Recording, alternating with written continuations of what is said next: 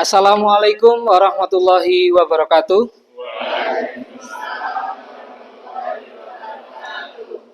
Sebelum kita mulai pembelajaran hari ini, saya persilakan ketua kelas untuk memimpin berdoa. Silakan ketua kelas. Sebelum kita mulai pembelajaran hari ini, mari kita berdoa bersama-sama. Berdoa dimulai.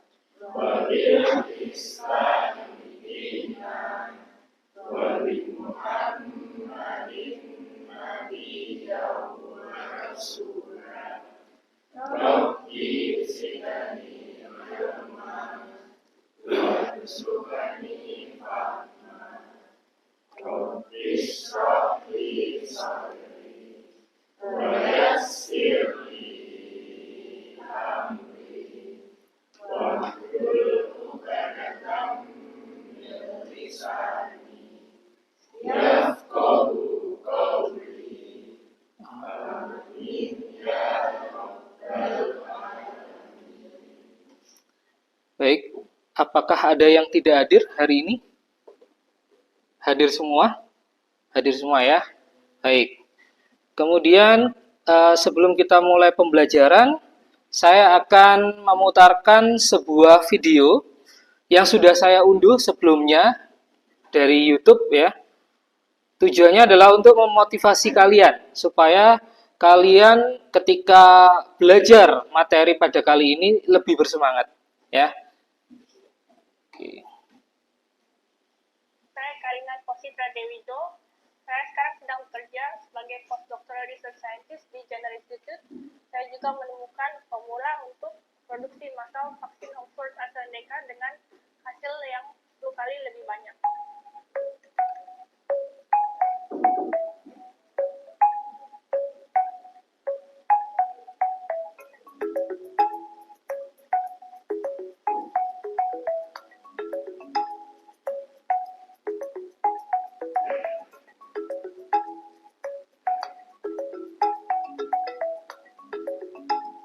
So the thing which is nice about what Karina has done is that it's a way of getting lots of the vaccine quite simply.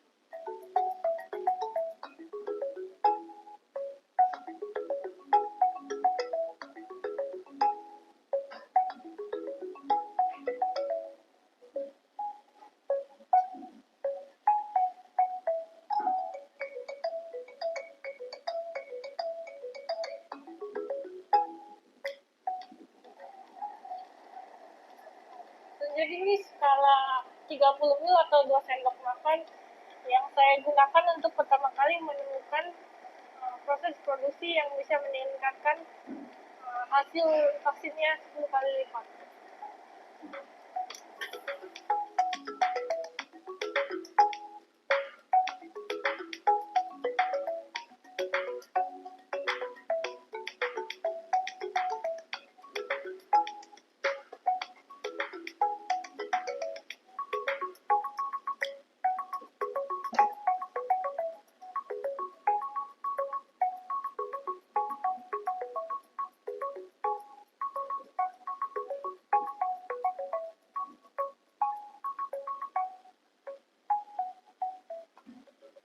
I think it's been absolutely critical, and there are two reasons for that. One is that the amount of vaccine you can get from a certain amount of cells, that is very closely related to the cost. So it's the fact that Karina's formula is so productive that allows the vaccine to be quite low in cost. And the second thing that's really important about it, that it was simple enough that they were able to learn to do it quite quickly, and we were able to get many manufacturing facilities running around the world.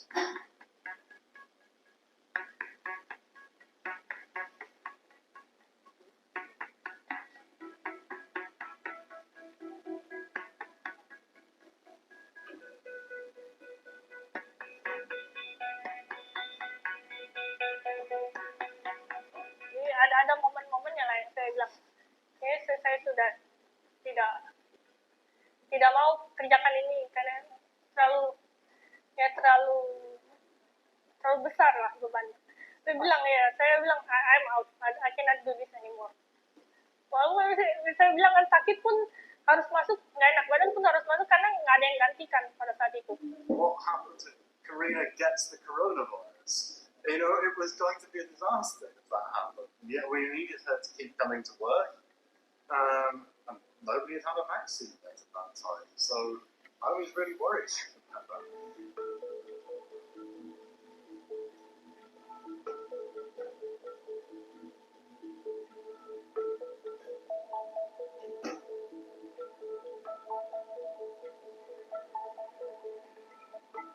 Well, Karina has done the most incredible job of the past 18 months. I mean, she has worked harder in the lab than I had ever seen anyone work in the lab. But I think the thing that has been very unusual about what Karina has been doing has been that she was really on her own. And, you know, I don't think Pfizer's manufacturing scale-up was so dependent on one person. They would have had a huge team of very experienced people. But we were wondering whether Karina was the most important postdoctoral, or her work was more important than any other postdoctoral scientist in the world.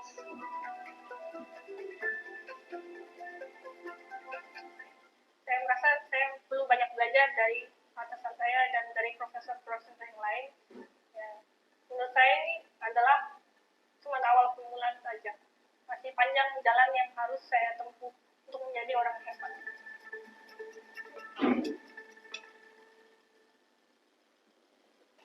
Baik, itu tadi adalah video tentang apa? Pembuatan vaksin AstraZeneca, ya, vaksin COVID.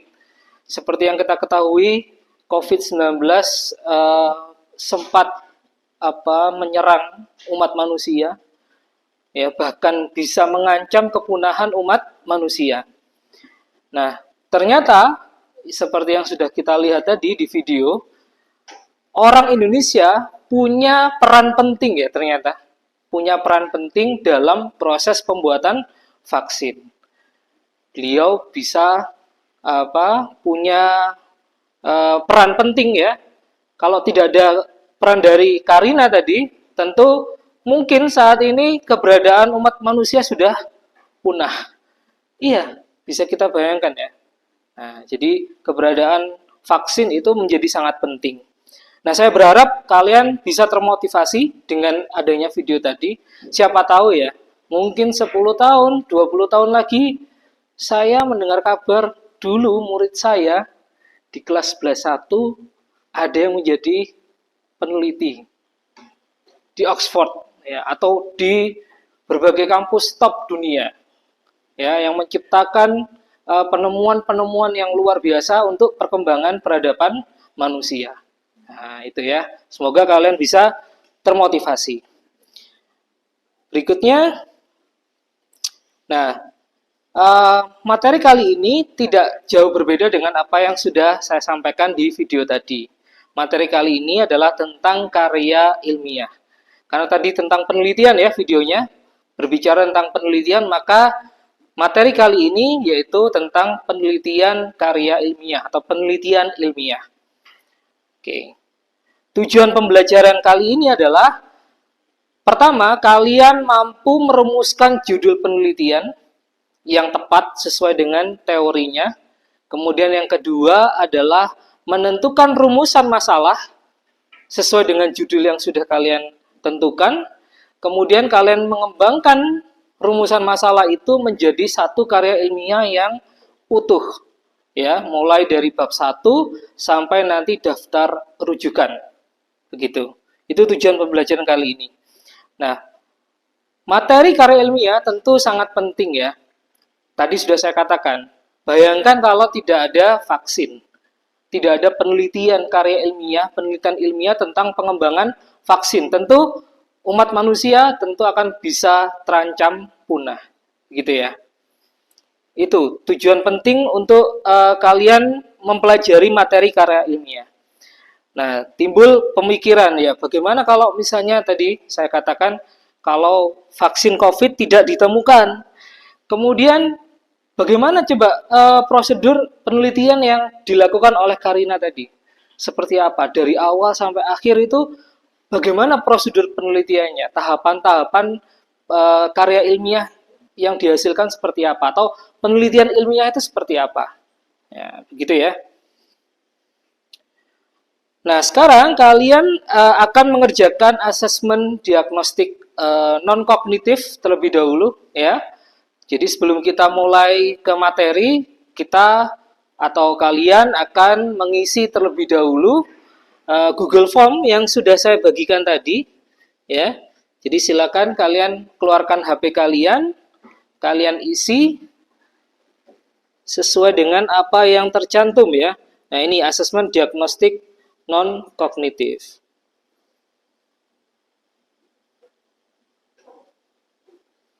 Jadi ada pertama, ada nama lengkap ya, kalian bisa memilih nama kalian masing-masing ya. Kemudian apa yang membuatmu senang? Nah, silakan kalian jelaskan secara singkat saja. Ya. Apa yang membuatmu senang, hal apa? Lebih spesifik, lebih baik, begitu ya. Apa yang membuatmu sedih?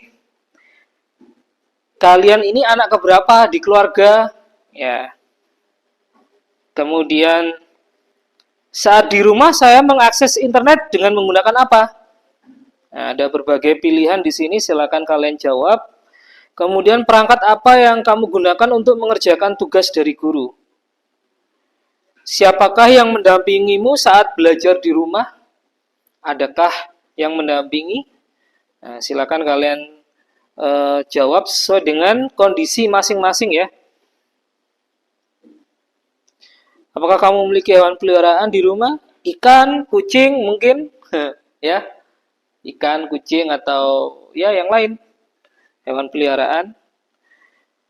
Jika kamu berada di dalam suatu kegiatan, posisi apa yang paling kamu sukai? Dari skala 1 sampai 5, bagaimana persiapanmu menjadi siswa kelas 11? 1 sangat tidak siap, 5 sangat siap, gitu ya. Menurutmu pembelajaran bahasa Indonesia didesain seperti apa seharusnya? Idealnya seperti apa? Target nilai yang kamu inginkan dalam semester ini untuk pelajaran bahasa Indonesia seperti apa?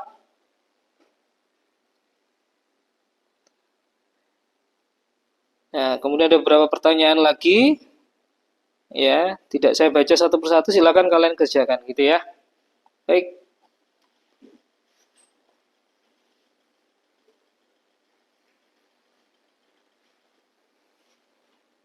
Ada pertanyaan? Sudah jelas ya?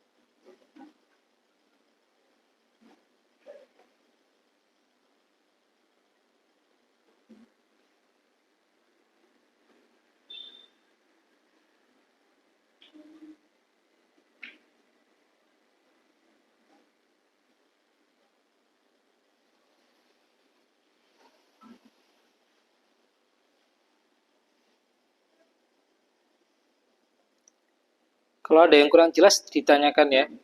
Kalau ada pertanyaan yang kurang jelas,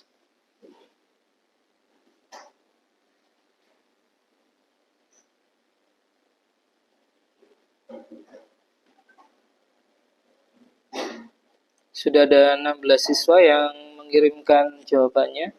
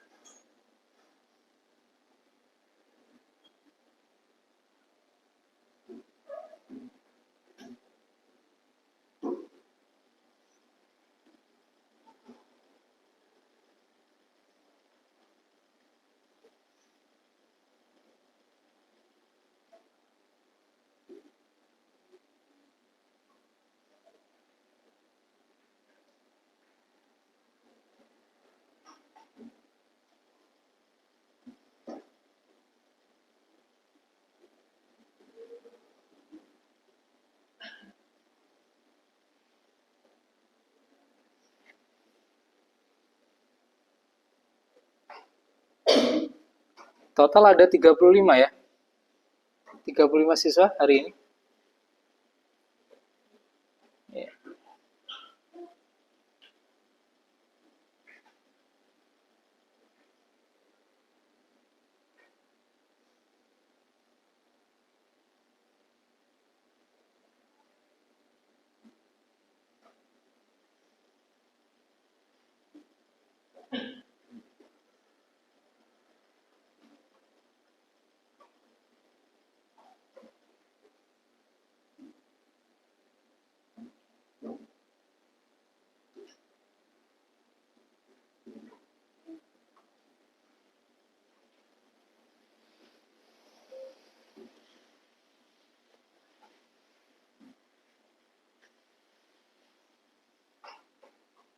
Jadi tujuan untuk asesmen diagnostik non-kognitif ini adalah untuk apa ya, sebagai data awal bagi saya untuk mengenal kalian, begitu ya, dan untuk merancang kegiatan pembelajaran di pertemuan selanjutnya.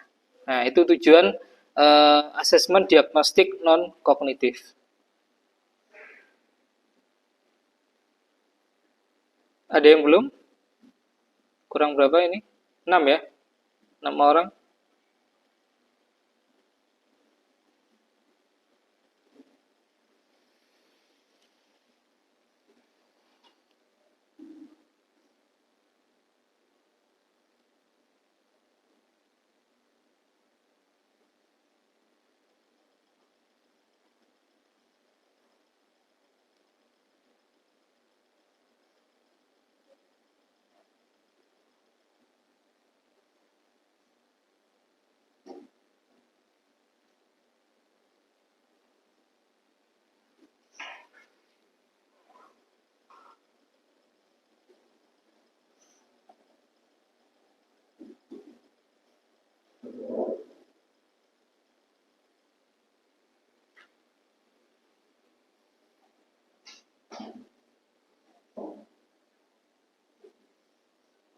Kurang 3 orang?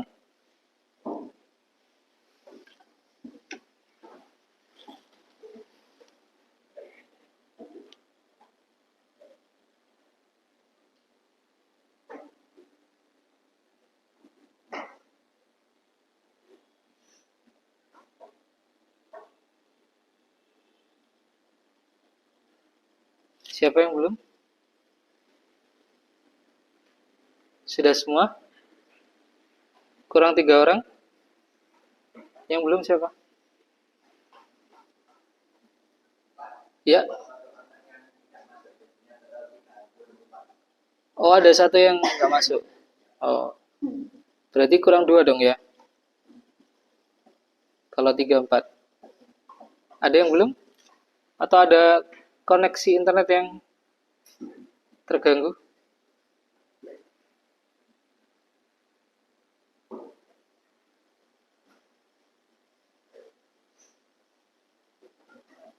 Baik. Sambil menunggu ya, nanti akan dilanjutkan bisa. Sekarang kita masuk pada kuis ya, atau asesmen diagnosis atau diagnostik kognitif. Kalau tadi diagnosis non kognitif, kalau sekarang kognitifnya, gitu ya. Hanya ada 10 soal saja. Tujuannya adalah untuk mengukur kemampuan awal kalian di dalam memahami karya ilmiah. Jadi sejauh mana kalian punya pengetahuan ya tentang karya ilmiah. Seperti apa? Tidak perlu takut salah. Jadi ya kalaupun salah itu wajar karena ini memang kemampuan awal ya, untuk menguji kemampuan awal kalian, untuk melihat kemampuan awal. Oke. Tidak ada timernya, jadi sesuai dengan kecepatan kalian saja untuk mengerjakan, begitu ya.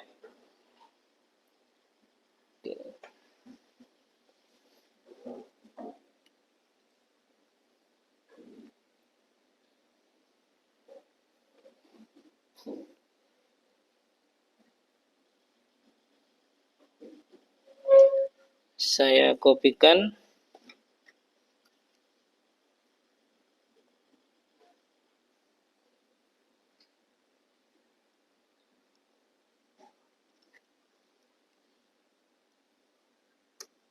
Ya, itu ya.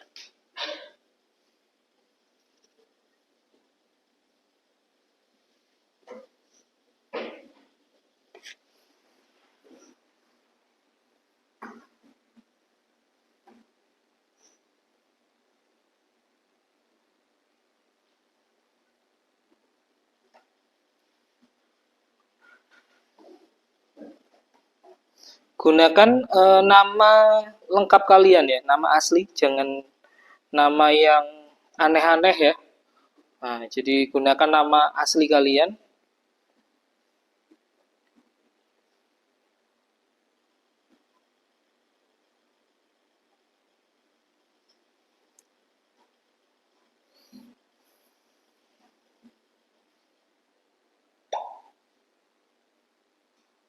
Ya, Farel.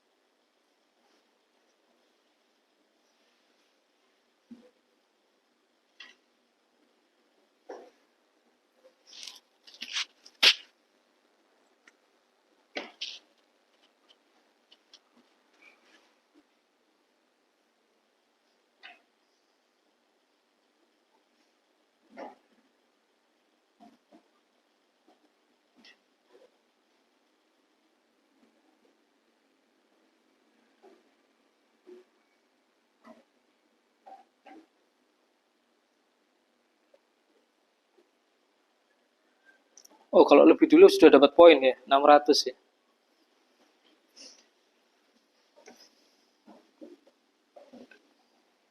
Ya, yang paling awal 600 poin. Tapi tidak saya hitung ya poinnya nih ya. Nanti saya hitungnya kalian menjawab tepat berapa, salahnya berapa gitu. Tapi juga jangan kecewa kalau banyak salahnya, nggak masalah ya. Jadi ini kemampuan awal, tentu sangat wajar kalau banyak salahnya.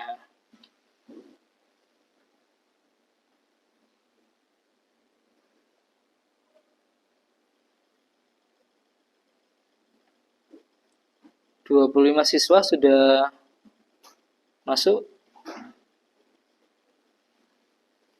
Kita tunggu masuk semua ya.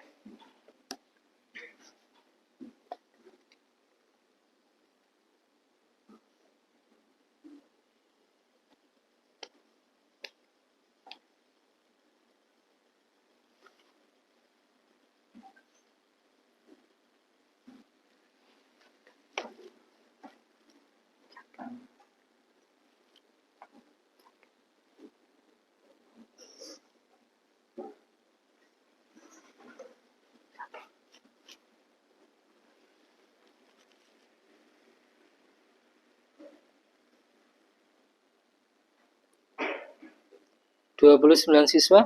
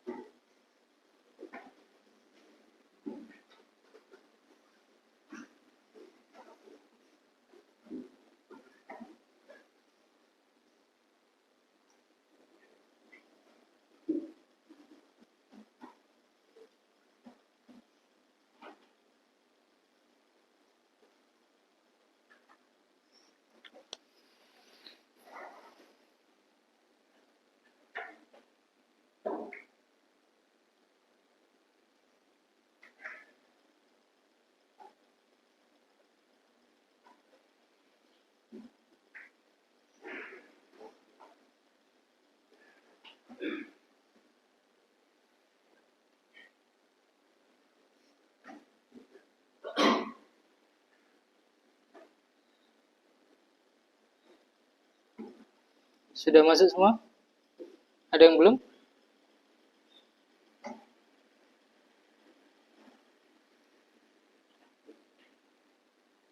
Sudah masuk semua ya? Baik, kita mulai.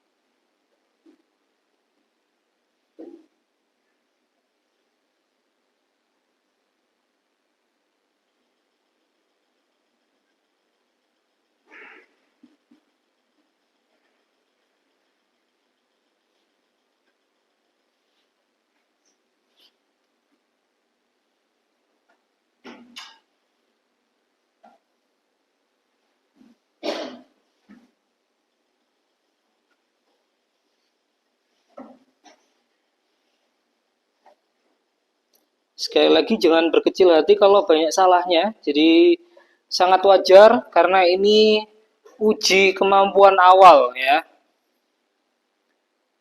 Mungkin sebelumnya kalian sudah pernah tahu tentang karya ilmiah, pernah belajar.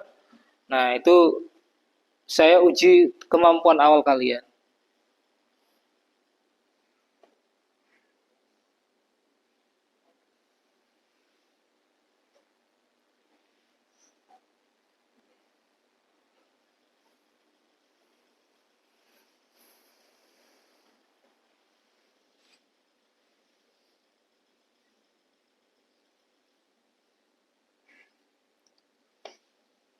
Untuk performa ini tidak saya hitung ya. Jadi nanti yang saya lihat adalah berapa jawaban benar, berapa jawaban salahnya.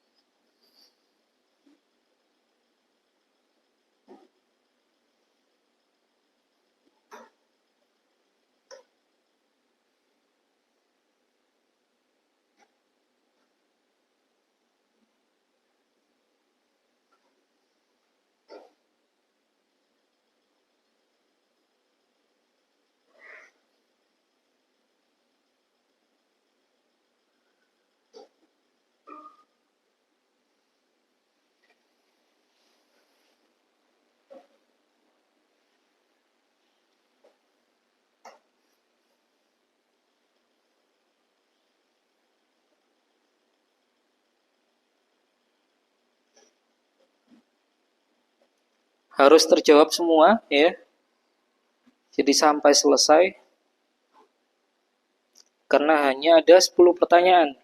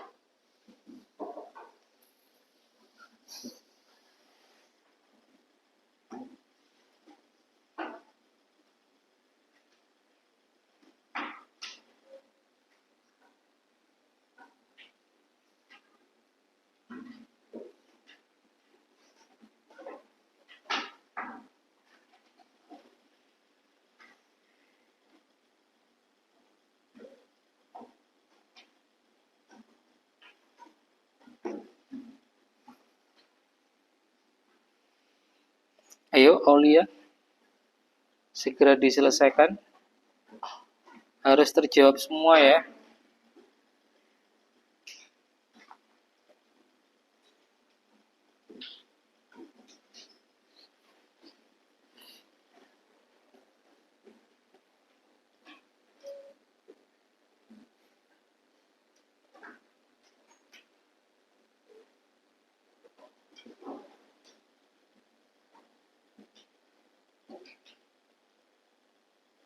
Baik, semua selesai. Tepuk tangan dong. Sip. Ya, ini adalah tahap awal dalam pembelajaran menulis karya ilmiah. Nah, kita lanjutkan pada langkah berikutnya. Setelah kalian mengerjakan asesmen diagnostik kognitif dan non-kognitif, nah kalian akan saya jelaskan tentang manfaatnya ya. Manfaat mempelajari karya ilmiah ini tentu adalah kalian akan mampu berpikir secara ilmiah juga. Secara ilmiah itu artinya berpikir berdasarkan teori, berdasarkan ilmu, berdasarkan metode-metode tertentu. Jadi ada cara atau alur berpikirnya. Jangan sampai kalian menjadi manusia ini adalah manusia yang tidak punya pertimbangan secara teoretis dan secara praktis. Ya, jadi itu manfaatnya. Kemudian kalian juga akan berperan penting dalam peradaban manusia. Seperti yang sudah saya sampaikan tadi di video ya, melalui video tadi. Nah, itu manfaat mempelajari karya ilmiah. Hari ini kalian belajar karya ilmiah, mungkin 10 tahun lagi kalian akan menjadi peneliti. Nah, itu manfaat kalian mempelajari materi karya ilmiah. Berikutnya akan ada pembentukan kelompok asal, ya, kelompok asal atau kelompok inti. Jadi di dalam konsep langkah jigsaw atau metode kooperatif tipe jigsaw, langkah pertamanya harus ada pembentukan kelompok inti atau kelompok asal. Nah, sudah ada pembentukan kelompok yang sudah saya rancang. Ini adalah pembentukan kelompoknya, ya. Mohon diperhatikan. Ada 7 kelompok inti ya. Nah, ada 7 kelompok inti. Sudah dibaca semua? Perhatikan namamu. Kamu ada di kelompok mana? Perhatikan ya. Oke, sudah tahu semua ya? Baik. Sekarang saya atur, kita langsung berkelompok ya. Jadi kelompok 1 sebelah sini, nanti silakan menyatukan semua bangku dan kursinya jadi satu. Nanti membentuk lingkaran. Kelompok 1, kelompok 2 di sini, kelompok 3, kelompok 4, kelompok 5, kelompok 6, kelompok 7. Gitu ya. Saya ulang. Kelompok 1, 2, 3, 4, 5, 6, 7. Boleh di pojok, boleh di tengah sini. Silakan.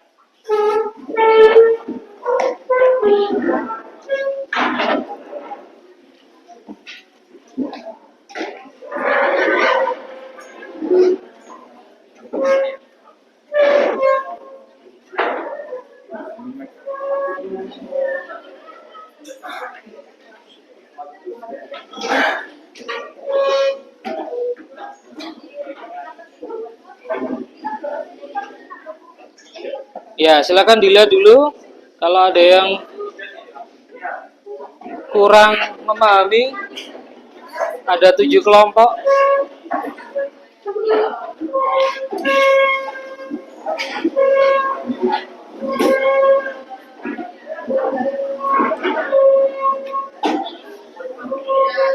Ya, dijadikan satu ya, melingkar seperti ini.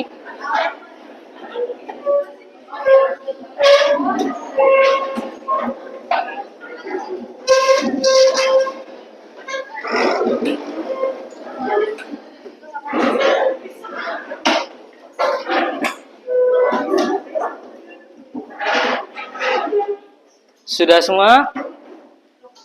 Baik, saya cek dulu ya. Kelompok 1, kelompok 2, kelompok 3, kelompok 4, kelompok 5, kelompok 6, kelompok 7. Baik, sip. Sekarang saya minta kalian berdiskusi menentukan satu ketua kelompok ya. Jadi pilih satu orang yang menjadi ketua kelompoknya. Saya beri waktu 1 menit. Silakan berdiskusi. 1 menit dimulai dari sekarang. Silakan, ketua kelompoknya siapa?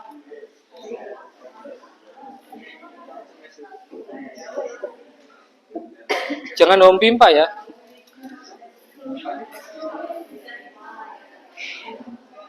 Tentukan siapa yang layak menjadi ketua kelompoknya.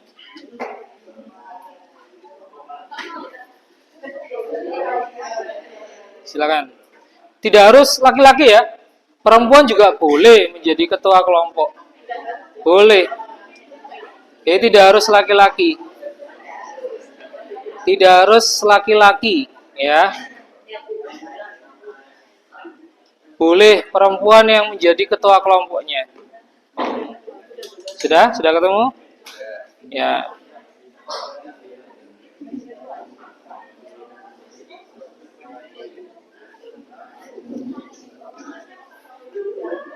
Baik, saya pikir cukup ya. Sekarang saya cek dulu. Saya mau cek dulu ketua kelompok 1 harap berdiri. Perkenalkan namanya siapa. Ya. Nama saya Hasil Riza Nufiansyah Yanuri.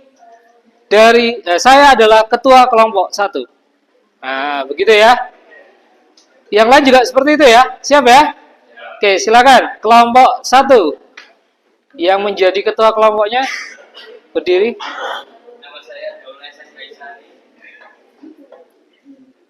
Saya ketua kelompok. Ya, baik. Terima kasih. Tepuk tangan dong. Berikutnya kelompok 2. Nama saya Ilham Aisyah, ketua kelompok 2. Ya, oke. Sip. Kelompok 3. Ya, sip. Kelompok 4. Ya. Kelompok 5. Ya, sip. Kelompok 6. Ya. Yang terakhir.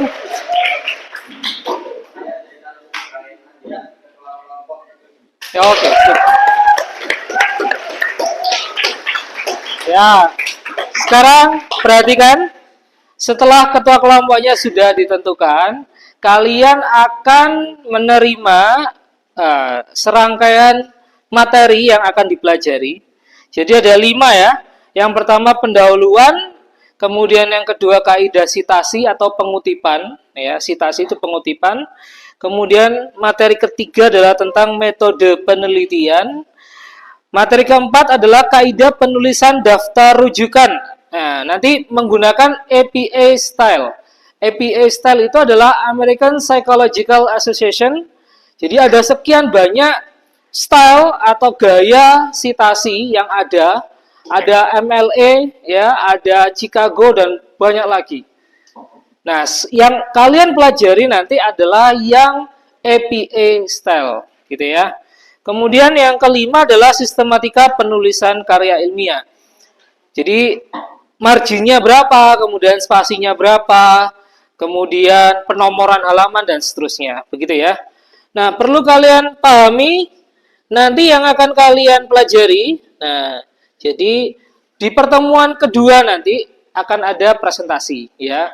Nah, apa yang dinilai salah satunya adalah kelengkapan informasi, sehingga hari ini kalian harus fokus pada poin-poin yang saya sampaikan ini.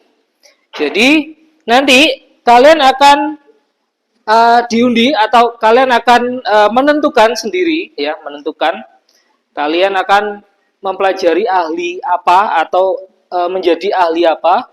Di sini ada ahli pendahuluan, ada ahli sitasi, ada ahli metode, ada ahli daftar rujukan, ada ahli sistematika penulisan. Nah, nanti kalian tentukan ya. Kalian tentukan kalian mau mempelajari materi yang mana. Ya, kalian mau mempelajari materi yang mana. Kemudian nanti kalian belajarnya menggunakan Wakelet ya. Nah, ini ada contoh Wakeletnya. Jadi ini adalah kumpulan referensi ya yang bisa kalian pelajari sesuai dengan tugasnya masing-masing. Jadi nanti silakan pilih kalian mempelajari atau menjadi ahli apa, pendahuluankah, sitasikah atau yang lain, begitu ya. Nah, untuk ahli pendahuluan nanti yang akan dipelajari adalah materi yang ini ya. Untuk pendahuluan yang ini nanti. Nah, kalian bisa mempelajari yang ini. Jadi, kalian akan belajar tentang struktur latar belakang karya ilmiah. Itu apa saja? Di sini ada dasolen, dasen, identifikasi masalah, pembatasan masalah, statement, alasan. Nah, itu untuk materi yang dipelajari oleh ahli pendahuluan. Begitu ya. Kemudian untuk ahli sitasi nanti akan belajar ini tentang ini. Jadi kalian cari nanti di Wakeletnya tadi kutipan karya ilmiah itu seperti apa, komponennya, kemudian contoh-contoh sitasinya seperti ini. Ya, kalian bisa pelajari. Kemudian ahli ketiga metode penelitian. Pertama membahas tentang ini, penelitian eksperimen. Kalian cari nanti di Wakeletnya ya. Penelitian eksperimen itu seperti apa. Kemudian berikutnya adalah penelitian tindakan kelas. Ya. Nah, yang ini penelitian tindakan kelas. Jadi fokusnya di sini nanti kalian pahami definisinya, ciri-cirinya, rumusan judulnya. Kemudian yang berikutnya adalah penelitian korelasi. Nah, ini contohnya. Ini nanti kalian bisa temukan di wakelet.com tadi. Nah, seperti ini ya. Kemudian yang terakhir untuk ahli metode, teknik dan instrumen pengumpulan data, dan teknik sampling. Nah, ini sudah ada. Ini teknik non-probability sampling dan teknik probability sampling.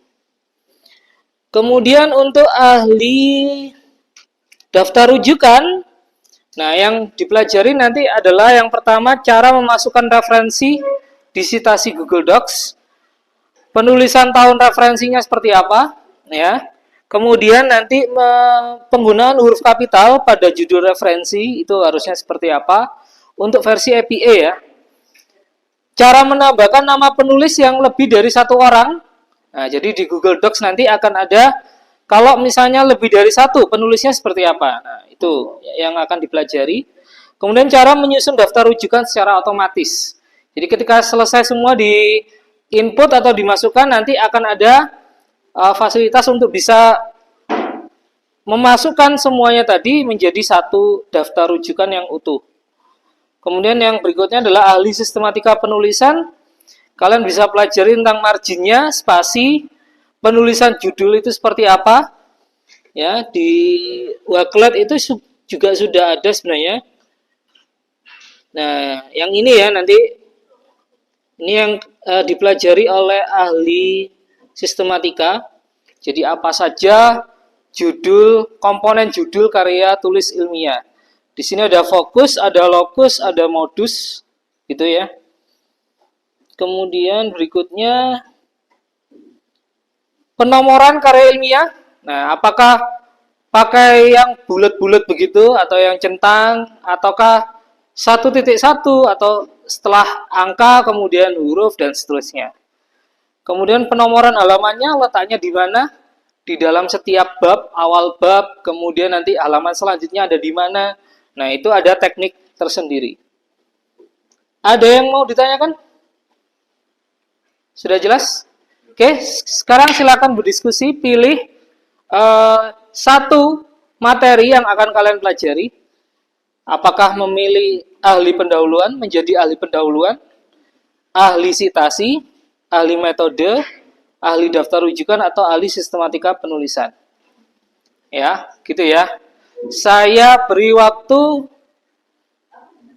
2 menit untuk berdiskusi. Ya, 2 menit untuk berdiskusi.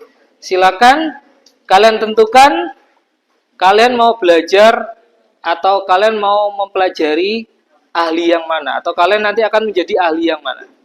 Begitu ya, 2 menit ya. Baik.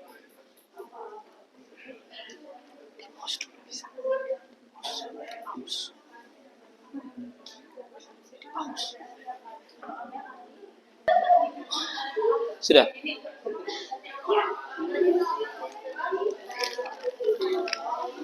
Nanti kalian pilih ya. Dibagikan mas, tolong mas. Satu kelompok satu. Ini. Berpencar ke.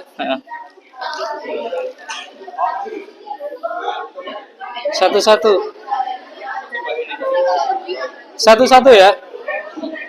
Mbak, tolong mbak.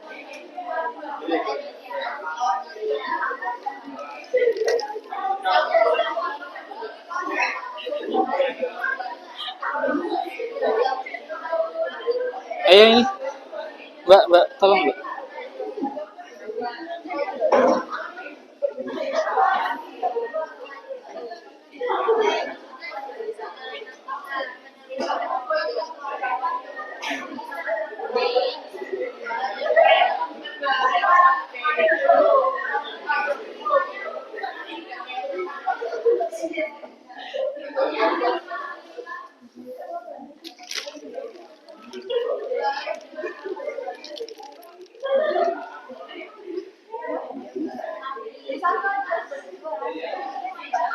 Usahakan terlihat ya tulisannya.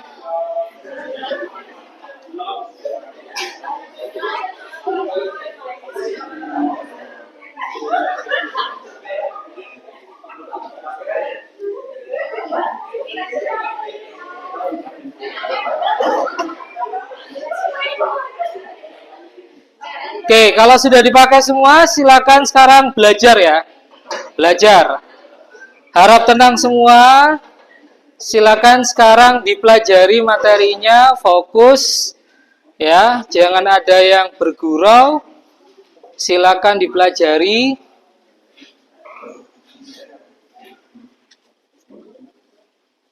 Jadi silakan dipelajari. Ayo dibuka materinya. Dipelajari. Dibaca, kalau ada yang kurang jelas tanyakan ya.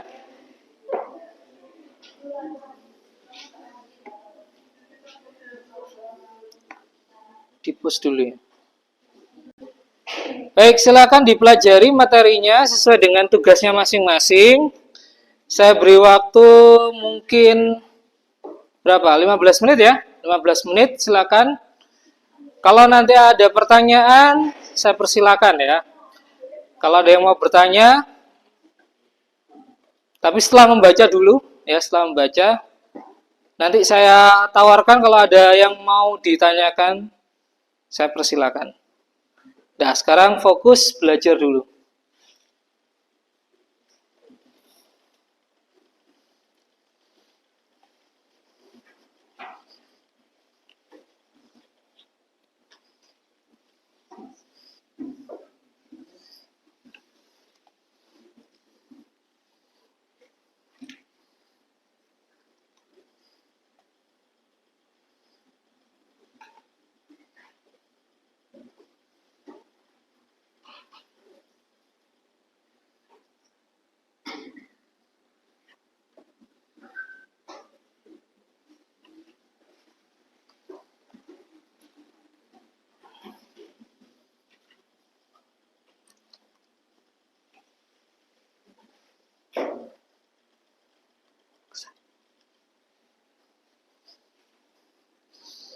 Ya, sudah materinya sudah jelas.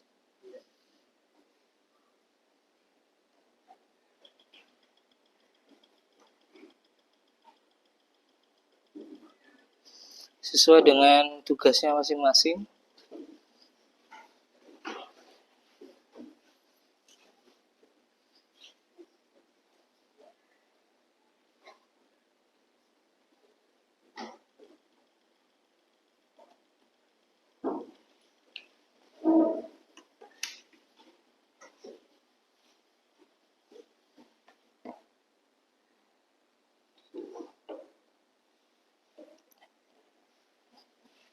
Ya, Tes ini tuh alat pengumpulan datanya apa, Pak?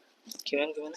Ini kan apa namanya teknik pengumpulan datanya lewat tes. Itu alatnya pakai apa, Pak? Alatnya adalah lembar tes. Lembar tes. Lembar tes. Jadi sesuai dengan nama tekniknya, kalau teknik tes berarti nanti instrumennya lembar tes, lembar soal.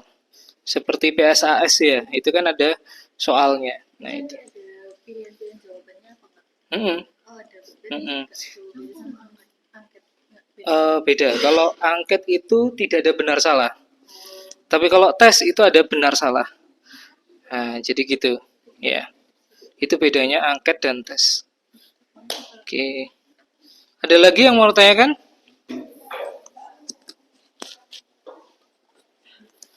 Silakan kalau ada yang mau ditanyakan.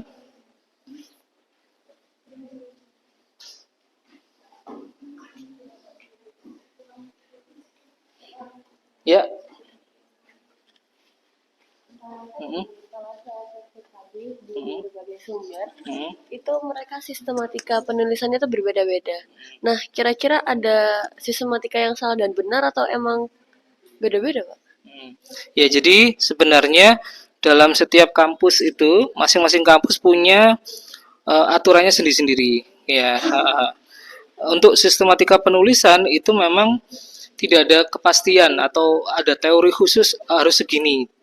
Ya, tetapi memang pada umumnya kalau misalnya untuk penomoran halaman itu sama semua. Kemudian untuk cover saja juga beda-beda. Jadi ada yang judulnya dulu, setelah itu logo lembaganya.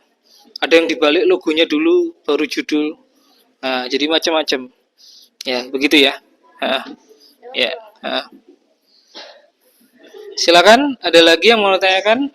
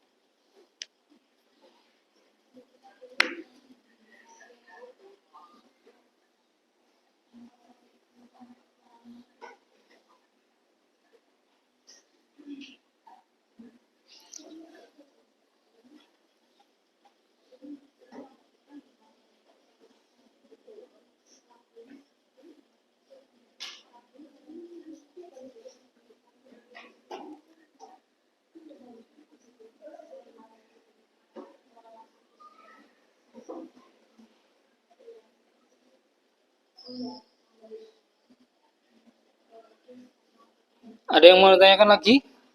Silakan. Ada? Ya.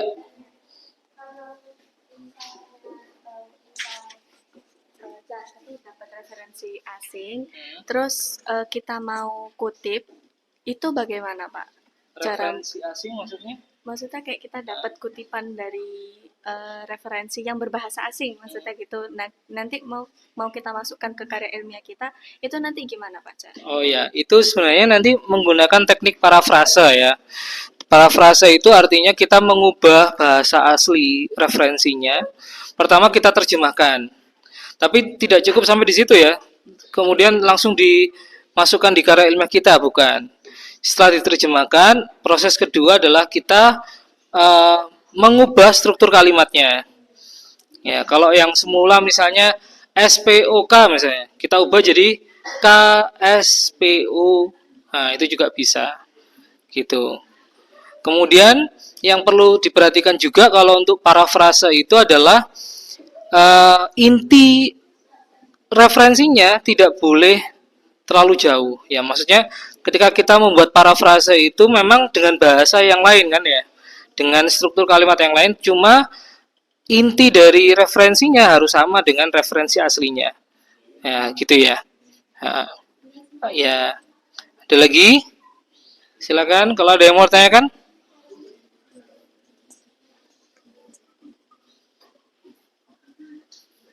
Ada yang mau tanyakan? Cukup? Baik, kalau cukup, saya minta satu orang untuk merefleksikan atau maju di depan, menyampaikan apa yang didapat dari kegiatan pembelajaran hari ini. Silakan, ada yang mau maju untuk merefleksikan hari ini apa yang didapat dari pembelajaran yang sudah berlangsung. Silakan.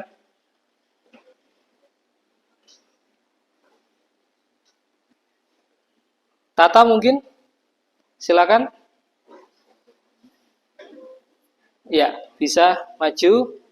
Jadi merefleksikan ya. Jadi apa yang kamu dapat dari pembelajaran hari ini. Silakan.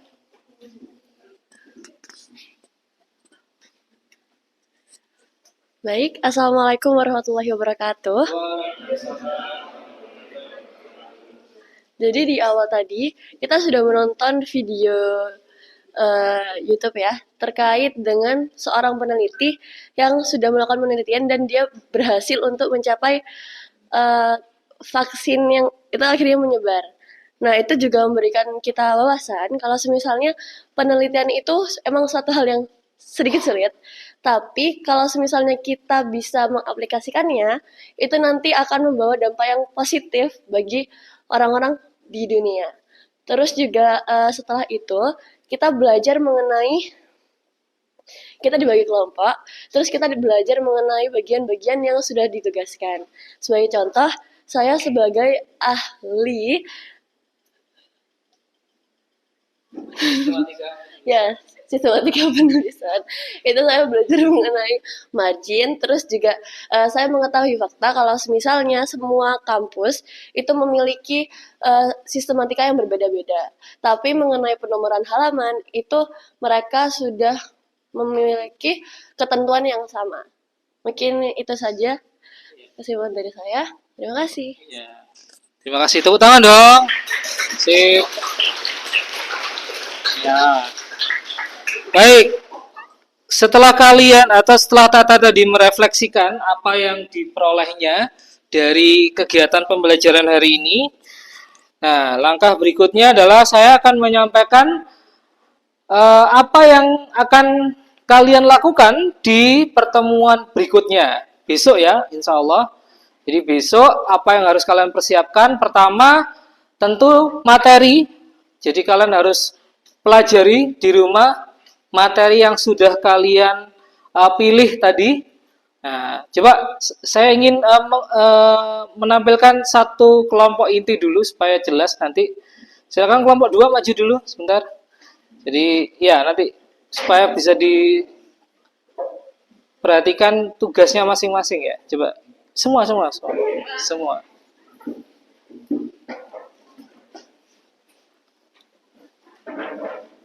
Ya, jadi di sini ada, coba ya kita perhatikan dulu. Jadi di sisi terdekat saya tugasnya tadi sudah dapat. Kenapa? Oh, berdua, yaitu ahli 1 atau ahli pendahuluan Saya ahli 5 atau sistematika penulisan. Iya. Saya ahli 4 ini. Daftar rujukan, Saya ahli 2, ahli sitasi.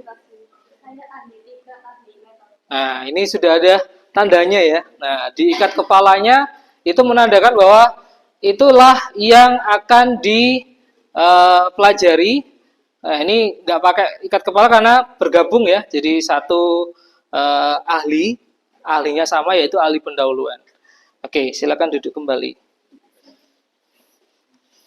Nah, di pertemuan berikutnya, pertemuan kedua, besok insya Allah, setiap ahli nanti akan bergabung dengan ahli yang lain ya. Misalnya tadi ada ahli sitasi. Nanti yang ahli sitasi juga di kelompok lain siapa? Coba angkat tangan. Ahli sitasi. Nah ya, ahli sitasi atau berdiri. Ahli sitasi, coba perlihatkan wajah kalian. Ahli sitasi. Nah, jadi pertemuan berikutnya, halo, perhatikan ya. Jadi pertemuan berikutnya ahli sitasi akan berkumpul menjadi satu, membentuk kelompok ahli. Begitu ya. Baik, terima kasih. Duduk kembali. Jadi pertemuan berikutnya akan ada presentasi atau diskusi dulu ya. Diskusi kelompok ahli dulu. Mematangkan konsep atau materinya. Setelah selesai, nanti kembali lagi ke kelompok inti. Yang seperti ini ya. Nah, kembali lagi ke kelompok inti. Nanti secara bergantian, masing-masing ahli tadi menyampaikan hasil diskusinya saat di kelompok ahli. Ya, begitu. Saya ulang ya. Jadi pertemuan berikutnya diskusi di kelompok ahli. Kemudian kembali lagi ke kelompok asal atau ke kelompok inti seperti sekarang. Presentasi masing-masing ahli di kelompok intinya. Kemudian nanti akan ada kuis. Kuisnya berupa filter Instagram. Nah, ini nanti akan saya bagikan linknya ya. Nah, pertemuan berikutnya kalian akan menjawab.